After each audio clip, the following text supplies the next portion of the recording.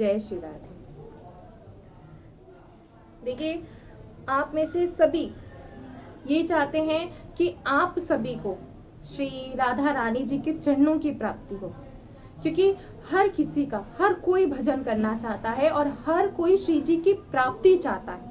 इस जीवन में हम जितना भी भजन करते हैं, चाहे हमारा लक्ष्य कोई भी हो, हम आपसे कहते हैं, आप ऐसा नहीं होता कि जीवन में हमारे लक्ष्य नहीं होते, तो सबके लक्ष्य होते हैं, लेकिन जो एकमात्र लक्ष्य इस जीवन का है, और वो क्या है? वो केवल ये है कि श्री जी के चरणों की प्राप्ति के अलावा और कुछ भी नहीं। हम कितने भी अपने इस जीवन में प्रयास कर लें, कितने भी, लेकिन उन प्रयासों को करने के लिए, वो जितने भी हम प्रयास करते हैं, वो सारे प्रयास केवल हमें सुख पहुंचाने के लिए होते हैं, कि हम कोशिश करते हैं कि हम अपने आप को सुख पहुंचा सकें। तो कभी आज तक ये कोशिश नहीं करी कि हम श्री जी के चरणों में ये प्रार्थना करें। कैसे प्रार्थना करें कि हमें प्रार्थना नहीं करनी आती, हमें कोई भाव नहीं रखना आता। तो आइए एक छोटा सा भाव हम अपनी श्री जी के सम्मुख रखेंगे। जय श्री राधे।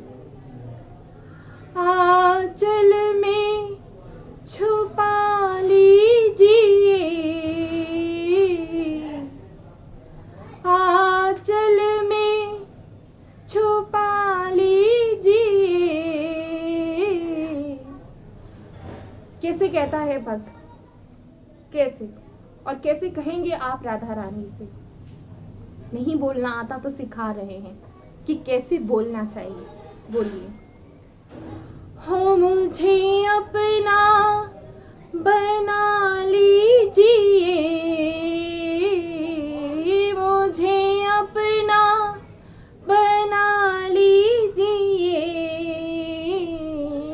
आंचल में छुपा लीजिए, मुझे अपना बना लीजिए। राधा रानी दया कीजिए, हो महारानी दया कीजिए। मेरी लाडो दया कीजिए, हो महारानी दया कीजिए। लीजिए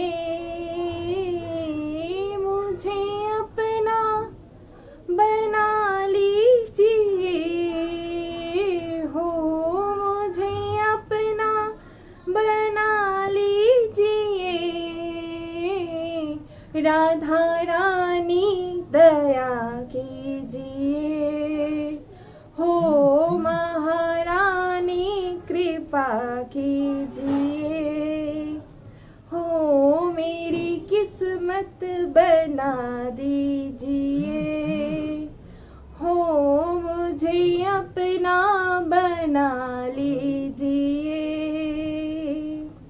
आंचल में छुपा लीजिए, आंचल में छुपा लीजिए। मुझे अपना बना लीजिए। राधा रानी दया कीजिए, हो मेरी श्यामा कृपा कीजिए। भक्त कहता है राधा रानी से कि कृपा कीजिए। हम सभी जैसा कि कहते हैं अपनी श्री जी से कि हे हमारी राधा रानी, हे हमारी श्री जी, आप हम पर कृपा कीजिए। तो राधा रानी जी कहती हैं कि मैं तुझ पर कृपा कैसे करूं? तुझ में ऐसा गुण क्या है कि कोई तुझ में ऐसा गुण हो? तो भक्त कहता है कि मैं तो अब गुणों का भंडार हूं, और ये मैं एक बात जानता हूं, लेकिन मैं इतनी बात भी जानता हूं कि ये जो मेरा जन्म है, ये मेरा कोई पहला जन्म नहीं। अब तक ना जाने मैंने कितने ऐसे जन्म जिए हैं जो मैंने व्यर्थ किए हैं, लेकिन अब आपकी कृपा से मैं कहीं वंचित ना रह जाऊं। और इस जन्म में न जाने कितने जन्मों से मैं भटक रहा हूं, और इसी जन्म में अब मुझे आपके चरणों की प्राप्ति हो जाए, और बस मेरी यही आशा है। तो ऐसी आशा लेके भक्त कहता है श्री राधा रानी जी से, पहले भी व्यर्थ हुआ कई बार मेरा जीवन, पहले भी व्यर्थ हुआ कई बार मेरा जीवन, मैं तोड़ नहीं पाया मोह माया के बंधन, मैं तोड़ नहीं पाया मोह माया के बंधन, अब की बारी बचा लीजिए, अब की बारी बचा लीजिए, राधा रानी कृपा कीजिए, हो महारानी दया कीजिए, राधा रानी कृपा कीजिए, हो राधा रानी दया कीजिए। जय श्री राधे। श्री राधा वल्लभ लाल की जय हो। ऐसे ही बार बार अगर हम अपने श्री जी से प्रार्थना करते रहेंगे तो यकीन मानिए एक दिन ऐसा अवश्य आ जाएगा कि हम पर, हम जैसों भक्तों पर श्री जी अवश्य कृपा करेंगे। और जो ये जीवन, न जाने कितने जीवन, केवल आप सोचे कि यही आपका जो पहला जीवन है, ऐसा नहीं, न जाने कितने जीवन जीने के बाद हमारे कितने जैसे जीवन है जो व्यर्थ चले जाते हैं। लेकिन अगर इस जीवन में हमें श्री जी का नाम जपने के लिए मिला है, हमें अगर सच्चे संतों का संग मिल गया है, हमें धाम का वास मिल गया है, हमें धाम की महिमा पता लग गई है, या हम धाम में आ रहे हैं, तो यकीन मानिए आप सभी पर विशेष कृपा हुई है, और इस कृपा को व्यर्थ ना जाने दें। इसीलिए बार बार श्री जी से प्रार्थना करते रहे, और केवल एक ही ऐसा साधन, कौन सा वो साधन, केवल नाम जप आपको श्री जी के पास लेकर जा सकता है। इसलिए जितना नाम जप आप सभी कर सकते हैं उतना करें। अब जो ये श्री धाम वृंदावन है, श्री धाम वृंदावन की महिमा आप सभी को बार बार समझाई जाती है कि क्या है श्री धाम वृंदावन की महिमा। श्री धाम वृंदावन की महिमा अनंत है, और यहाँ पर अगर बात की जाए कि किसकी, कौन ऐसा कौन सी वस्तु है या ऐसी कौन सा साधन है जो श्री धाम वृंदावन में आसानी से मिल जाता है और श्री धाम वृंदावन में सब देखते हैं, ऐसा कौन सा साधन है, तो वो साधन है, वो कौन है, वो कौन सी देवी है, वो देवी है यहाँ भक्ति देवी। जो भक्ति देवी है वो ना जाने कहां कहां गई, न जाने कितने तीर्थ गए, लेकिन जहां जहां भी वो गई उन्हें कहीं भी शांति नहीं, उन्हें कहीं भी, हर जगह जहां भक्ति देवी था, भक्ति देवी का जहां भी, हर जगह उनका नाश होते हुए दिखाई दिया। तब ऐसे कौन सी, कैसा हुआ कि ऐसे धाम में हम बोलते हैं कि जो भक्ति देवी है कि यहाँ तो ऐसे बहुत ही सुंदर नाचती हैं, तो ऐसा क्या, इसके पीछे क्या है। तो आज हम आपको श्रीमद् भागवत का पहला अध्याय कि देव ऋषि नारद जी की भक्ति से भेंट कैसे हुई, तो आज हम आप सभी को वो सुनाएंगे। लेकिन सुनाने से पहले आप सभी को एक बात अवश्य बताएंगे, जो ये श्रीमद् भागवत है ये उन्हीं को सुनने को मिलती है जिन्हों के न जाने कितने अच्छे कर्म होते हैं, और किसी ने बहुत ही ज्यादा पुण्य किए होते हैं, तब जाके उन्हें ये श्रीमद् भागवत सुनने के लिए मिलती है। आप जो ये साप्ताहिक श्रीमद् भागवत आप सभी सुनते हैं, उसकी भी एक विशेषता है, और अब उसकी क्या विशेषता है ये भी आपको हम जरूर बताएंगे। और देखिए, एक बात आप सभी को अवश्य बताना चाहेंगे कि जीवन में केवल एक मात्र से ये नहीं होता कि हम भागवत सुन ली, हमने न जाने कितनी बार भागवत सुनी है, हम इतनी बार भागवत कथा सुनते हैं, लेकिन भागवत कथा अगर आप सुन रहे हैं तो इसकी विशेषता क्या है आप ये भी जरूर समझिए। तो आज जो ये पहला अध्याय है कि देव ऋषि नारद जी की भक्ति से भेंट, हमारे भगवान श्री कृष्ण को हम नमस्कार करते हैं, जो जगत की उत्पत्ति, स्थिति और विनाश के हेतु तथा आध्यात्मिक, अधिदैविक और अधिभौतिक तीनों प्रकार के तापों को नाश करने वाले हैं।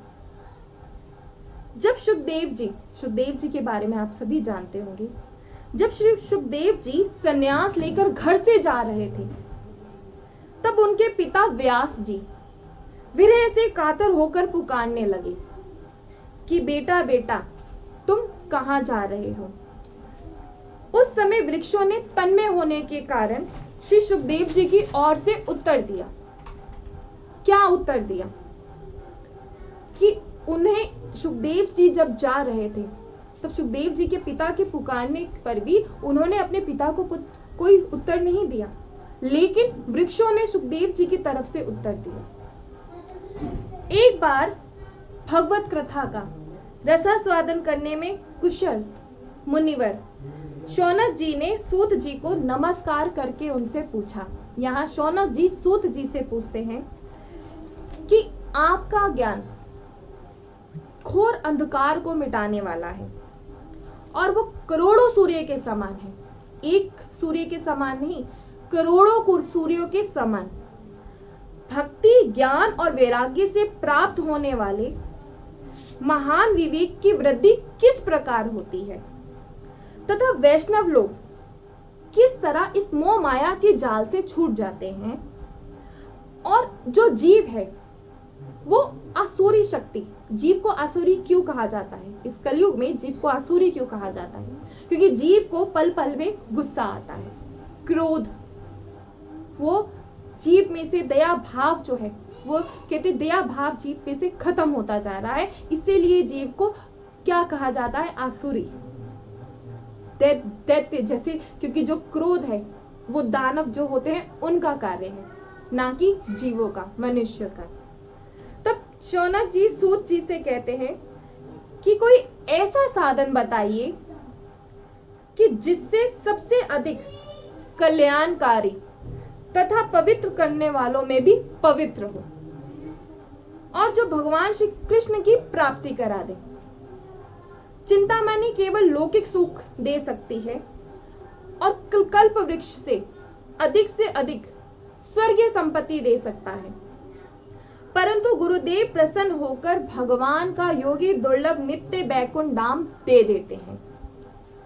सूत जी शौनक जी से कहते हैं कि तुम्हारे हृदय में भगवान का प्रेम है।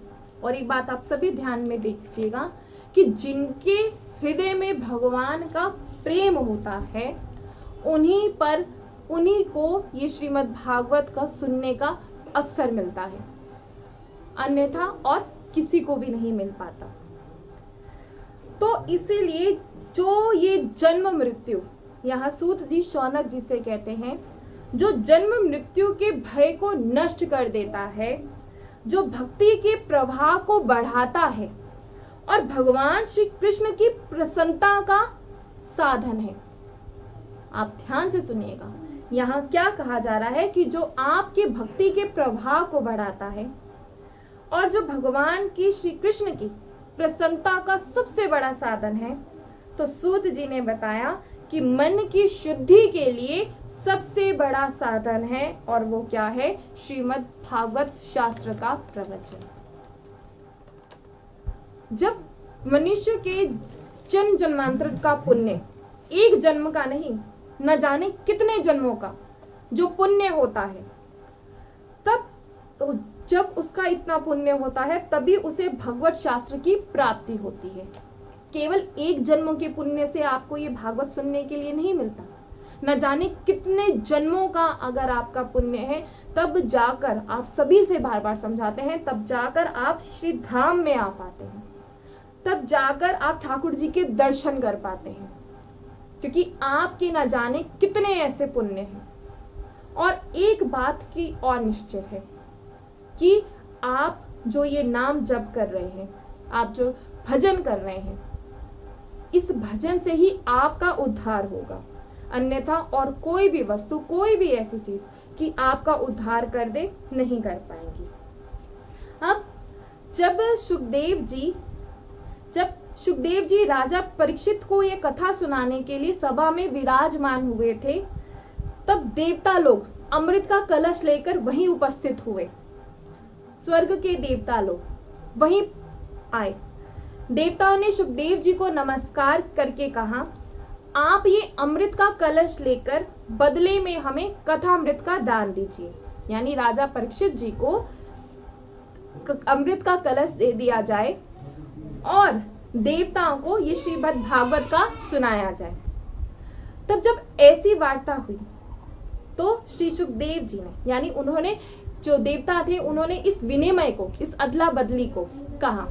सुखदेव जी ने उस समय देवताओं की हंसी उड़ा दी और उन्हें भक्ति शून्य जानकर कथामृत का दान नहीं दिया। इसलिए श्रीमद् भागवत की कथा देवताओं को भी दुर्लभ है। अब जरा आप सोचिए कि जो ये कथा अगर देवताओं को भी दुर्लभ है, अगर हम सुना रहे हैं या आप सुन रहे हैं, तो न जाने हमारे कितने जन्मों के पुण्य हैं, तब जाकर हमें ये श्रीमद् भागवत का कथा का जो ये अध्याय है हमें सुनने के लिए मिल रहा है। अब ये श्रीमद् भागवत कथा का जो पहला अध्याय, जब नारद जी की भेंट होती है भक्ति से, किस प्रकार हुई थी। नारद जी ने सोचा कि जो ये पृथ्वी लोक है, वो पृथ्वी लोक पर घूमने आए। जब वो पूरे पृथ्वी लोक में घूमे, उन्होंने क्या देखा? उन्होंने हर जगह देखा कि हर जगह अधर्म है। जो कई तीर्थ, एक तीर्थ नहीं, कई तीर्थ में वो इधर उधर विचरते रहे, घूमते रहे, लेकिन उनको कहीं भी मन को शांत देने वाला कहीं संतोष नहीं मिला। इस समय जो कलयुग है वो सारी पृथ्वी को पीड़ित कर रहा है। नारद जी ने ऐसा देखा, और ये कलयुग आज भी है। जो हमारा मन, जब आप सभी का जो प्रश्न आता है बार बार कि जो हमारा मन है वो भजन में नहीं लगता है, तो इसका एकमात्र ही कारण है, और वो है कलयुग, कलयुग का प्रभाव। और नारद जी ने देखा कि यहाँ जो जीव है वो केवल अपना पेट पालने के लिए लगे हुए हैं, और जो जीव है वो असत्य भाषी, आलसी, मंदबुद्धि, भाग्यहीन हो गए हैं, जैसा कि आज की स्थिति में भी देखने के लिए मिलता है। और जो साधु संत कहे जाते हैं वो पूरे पाखंडी हो चुके हैं। देखने में तो विरक्त है, किंतु स्त्री धन आदि सभी का परिग्रह करते हैं। इस समय यहाँ तो ना कोई योगी है और ना ही कोई सिद्ध है। ब्राह्मण पैसा लेकर वेद पढ़ते हैं और स्त्रियां ना जाने कैसे कैसे कर्म करती हैं। ये सब इस कलयुग का ही प्रभाव है। इस तरह कलयुग को देखते देखते कलयुग का जो दोष मुझे नजर आया, तो मैं घूमते घूमते, नारद जी कहते हैं, तो मैं घूमते घूमते वृंदावन में यमुना जी के तट पर गया। लेकिन वहां भी मैंने क्या देखा, एक बड़ा ही आश्चर्यजनक क्या देखा मैंने, बड़ा ही मुझे आश्चर्य हुआ।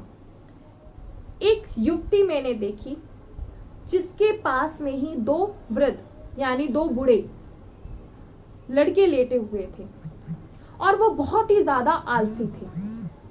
मैं दूर से, और न जाने कितनी स्त्रियां उस स्त्री को, उस जो भक्ति थे, जो स्त्री थी, उसको पंखा झल रही थी।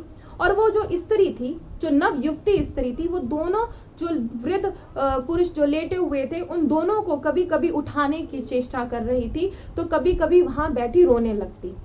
लेकिन जैसे ही उस देवी ने, उस स्त्री ने देखा, नारद जी को देखा, तो नारद जी के पास गई और उनको प्रणाम किया और उनसे कहा कि आपका तो दर्शन ना जाने एक जीव का कितना पुण्य होता है जब जाके आपके दर्शन होते हैं। लेकिन हे मुनिवर, आज मैं आपके पास अपना एक प्रश्न लेकर आई हूँ और मैं बहुत ही ज्यादा परेशान हूँ। तब नारद जी पूछते हैं कि पहले मुझे ये बताओ कि आप हो कौन, और ये जो दोनों आपके पास लेटे हैं, ये दोनों पुरुष जो बहुत ही बूढ़े हो चुके हैं, ये आपके पास लेटे हैं, ये है कौन? तो वो स्त्री बताती है कि मैं भक्ति हूँ, और मैं ना जाने कितने तीर्थों पर विचरण करके आई, कितने तीर्थों पर मैं घूमी।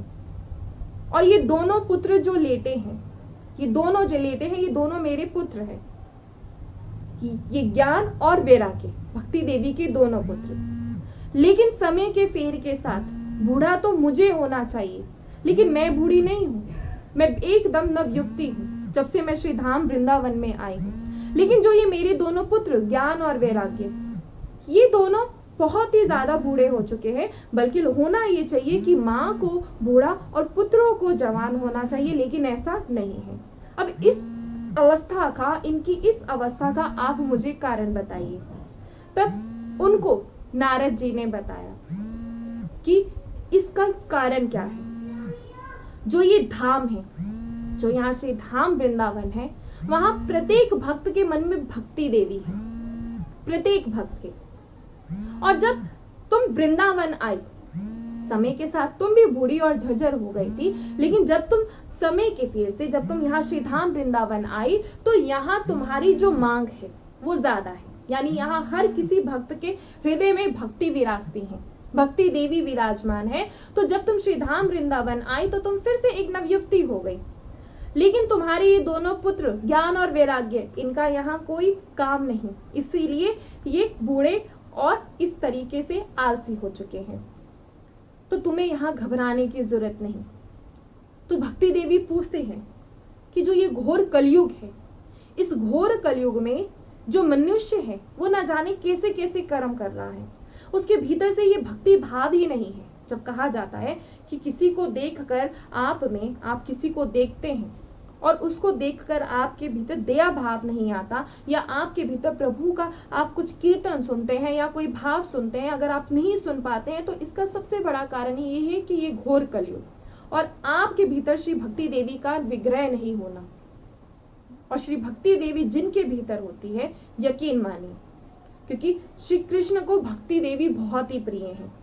और अगर भक्ति देवी कहीं भी कह दे, किसी दरिद्र के यहाँ भी कह दे कि आपको प्रभु आना है, तो श्री कृष्ण दौड़े दौड़े चले आते हैं। और इसी कारण से जो श्री भक्ति देवी है वो श्री धाम वृंदावन में हमेशा और आज भी नवयुक्ति की तरह रहती है, क्योंकि यहाँ पर भक्ति भाव, कहते जो भक्ति भाव है वो कभी कम नहीं होता।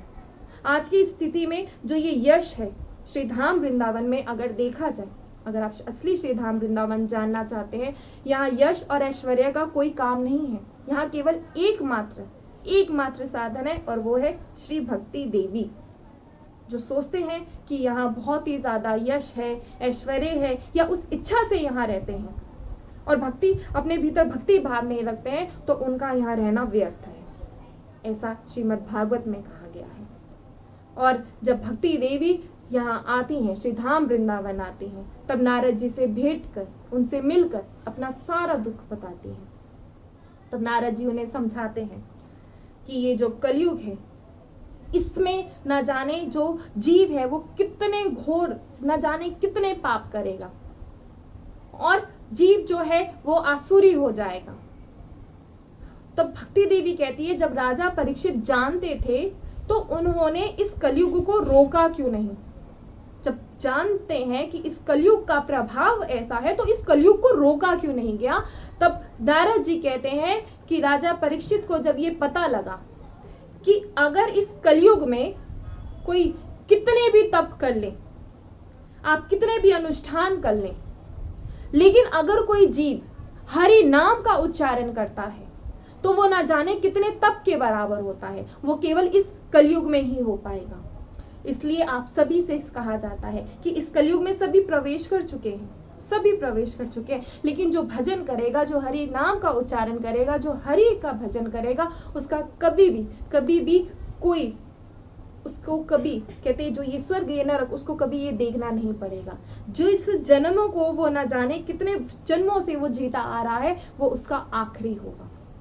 और अगर आप अभी भी, कहते आज भी ये सुन लेते हैं और भक्ति देवी को अपने भीतर विराजमान करते हैं और प्रभु का भजन करना शुरू कर देते हैं, तो यकीन मानिए आप सभी पर बहुत ही कृपा है और आपको बहुत ही जल्दी ठाकुर जी अपना लेंगे। इसलिए अपने भीतर भक्ति भाव लाइए, श्री भक्ति देवी को अपने भीतर आप जरूर लेकर आइए।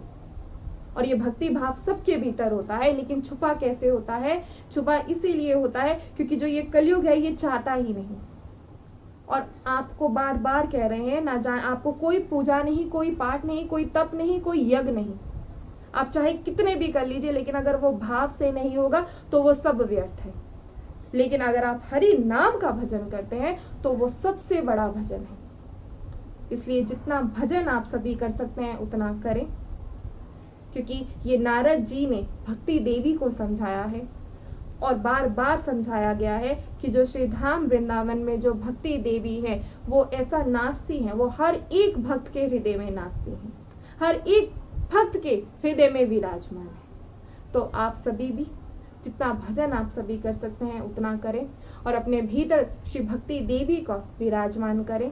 और एक दिन ऐसा आएगा कि आपको भी श्री ठाकुर जी के और श्री राधा रानी जी के दर्शन अवश्य होंगे और आप सभी पर विशेष कृपा बनेगी। तो कल आप सभी से फिर मिलेंगे।